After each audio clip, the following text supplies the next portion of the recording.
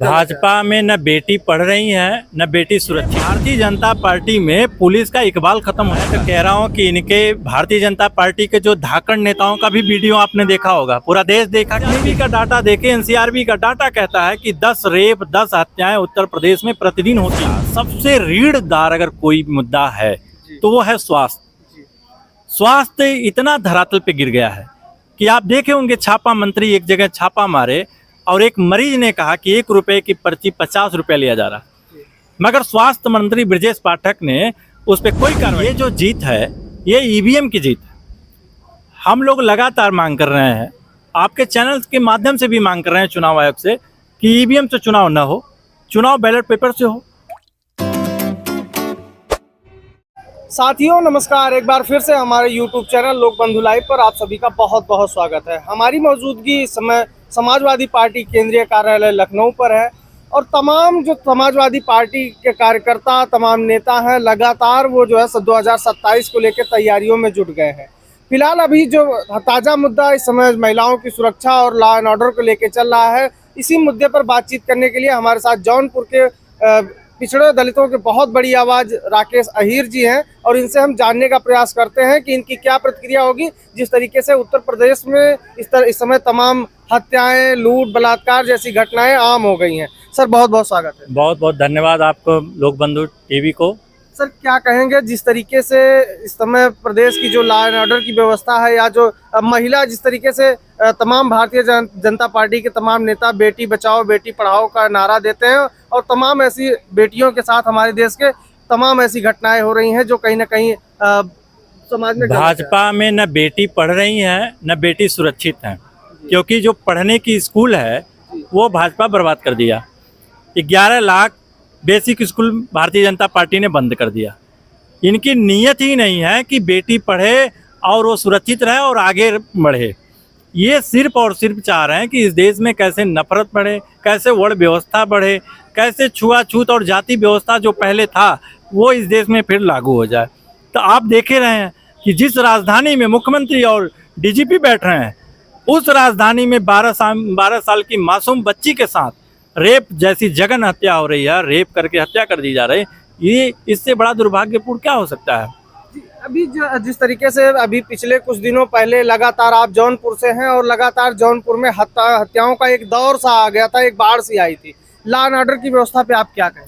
देखिए, जौनपुर जो जिला है, मैं कह रहा हूँ 3 दिनों में 6 हत्याएं हुई। जो पुलिस का रौब और इकबाल होता है, ये भारतीय जनता पार्टी में पुलिस का इकबाल खत्म हो चुका है। और इकबाल इसलिए खत्म हो गया कि ये कार्यवाहक डीजीपी लाए हैं, और एक नहीं, ये 5 कार्यवाहक डीजीपी लाए। और कार्यवाहक डीजीपी जब से आए हैं अब तब से उत्तर प्रदेश में 24 घंटे में 14 हत्याएं हो रही। ये भले कह रहे हैं कि जीरो टॉलरेंस की बात कर रहे हैं, मगर आप और देश के चौथे स्तंभ के लोग हैं, आप जान रहे हैं कि देश में 24 घंटे में जिस प्रदेश में 14 हत्याएं हो रही हैं, उस प्रदेश में कोई नागरिक कैसे सुरक्षित रह सकता है। जी, अभी एक चीज़ हम और पूछेंगे। जिस तरीके से भारतीय जनता पार्टी के तमाम बड़े नेताओं ने और यहाँ तक कि उत्तर प्रदेश के मुख्यमंत्री योगी आदित्यनाथ जी ने भी बड़े मंचों से ये बात कही कि समाजवादी पार्टी जो लाल टोपी वाले गुंडों के नाम से संबोधित किया। और अभी फिलहाल जो इस तरीके से महिलाओं की सुरक्षा को लेकर इनका बड़ा सा नारा दिया था, इन्होंने बहुत हुआ नारी का अपमान, अब की बार भाजपा सरकार जो बहुत हुआ नारी का अत्याचार। मैं तो कह रहा हूँ कि इनके भारतीय जनता पार्टी के जो धाकड़ नेताओं का भी वीडियो आपने देखा होगा, पूरा देश देखा कि नहीं देखा? जी। पूरे देश में शर्मसार करने वाला वीडियो था कि ये भाजपा के लोग, इनका चाल और चरित्र ये दोनों खराब है। ये सिर्फ अंगुली उठाते हैं। मैं तो कह रहा हूँ कि आप एनसीआरबी का डाटा कोई विपक्ष नहीं बनाता है, ये सरकार तय करती है, सरकार बनाते हैं। तो एनसीआरबी का डाटा है, उसे वो देखें और एनसीआरबी का डाटा देखें। एनसीआरबी का डाटा कहता है कि 10 रेप 10 हत्याएं उत्तर प्रदेश में प्रतिदिन होती हैं। और फिर भी अगर मुख्यमंत्री जी ऐसे कह रहे हैं तो आप समझ लीजिए कि भारतीय जनता पार्टी और मुख्यमंत्री जी को गुमराह किया जा रहा है। उनको या तो वो पता नहीं है एनसीआरबी डाटा क्या होता है, अगर पता होता तो इस तरीके से करते नहीं। जिस तरीके से अभी उत्तर प्रदेश में स्वास्थ्य व्यवस्था को लेके जो स्वास्थ्य मंत्री हैं ब्रजेश पाठक, जिनको विपक्ष छापा मंत्री का नाम दे चुका है, वो लगातार कहीं ना कहीं छापेमारी करते रहते हैं, लेकिन लगातार अगर देखा जाए उत्तर प्रदेश की जो स्वास्थ्य व्यवस्था है वो बेहद दयनीय स्थिति में है। लोगों को इलाज नहीं मिल पा रहा है, लोग भटकने को मजबूर हैं। देखिए, ये जो आपने कहा, इस देश का सबसे रीढ़दार अगर कोई मुद्दा है तो वो है स्वास्थ्य। स्वास्थ्य इतना धरातल पे गिर गया है कि आप देखे होंगे, छापा मंत्री एक जगह छापा मारे और एक मरीज ने कहा कि 1 रुपए की पर्ची 50 रुपए लिया जा रहा, मगर स्वास्थ्य मंत्री ब्रजेश पाठक ने उस पर कोई कार्रवाई नहीं की। कार्रवाई इसलिए नहीं की कि जो भ्रष्टाचार है वो वहाँ तक भी लिपटता है, पहली चीज। और दूसरी चीज ये है कि आप देख रहे होंगे कि देश में कोविड बढ़ रहा है। जो पिछले कोविड के दौरान ऑक्सीजन से लोग मरे, मगर ये सरकार, मैं आपके लोक बंधु चैनल के माध्यम से मैं सरकार से मांग करता हूँ और पूछता हूँ कि कितने ऑक्सीजन के प्लांट उत्तर प्रदेश की सरकार बनाई कि ताकि दोबारा जब ये कोविड बढ़े तो हमारे लोग ऑक्सीजन के लिए न तड़प तड़प के मर पाएँ। और रही बात कि इस चिकित्सा व्यवस्था, इस देश में सुरक्षा, चिकित्सा और शिक्षा, ये भाजपा तीनों को तीनों बर्बाद कर दी है। केवल भ्रष्टाचार इसमें है और कुछ भी नहीं। तरीके से आप बता रहे हैं उस तरीके से तो उत्तर प्रदेश की हालत काफी गंभीर है, लेकिन लगातार वो जो है जीतते जा रहे हैं, इस पे क्या कहेंगे? देखिए, ये जो जीत है ये ईवीएम की जीत है। हम लोग लगातार मांग कर रहे हैं, आपके चैनल के माध्यम से भी मांग कर रहे हैं चुनाव आयोग से कि ईवीएम से चुनाव न हो, चुनाव बैलेट पेपर से हो। ये चुनाव और धांधली आपने देखा उत्तर प्रदेश उपचुनाव में कैसे अयोध्या में धांधली किया, कैसे बंदूक के दम पे जो है वोटरों को रोका गया।